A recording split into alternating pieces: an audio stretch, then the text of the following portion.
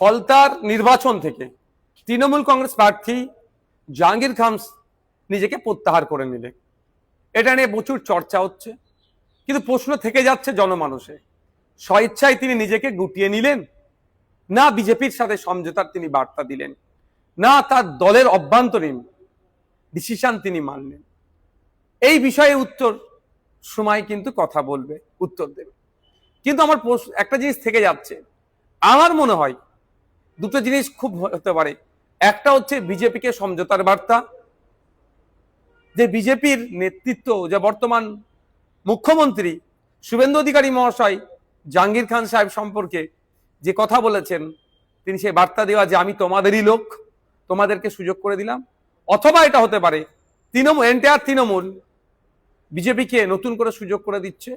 অথবা এটাও হতে পারে যে তৃণমূল কংগ্রেস দেখছে যে এই নির্বাচনে ফলতা থেকে 1, 2, 3 কোনো মতেই আসতে পারবে না, 4 বা 5-এ থাকবে।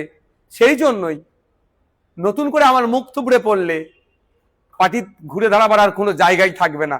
ফলে এটাকে সুকৌশলে জাহাঙ্গীর খানের নাম দিয়ে এড়িয়ে যাচ্ছে। তবে সময় কথা বলবে।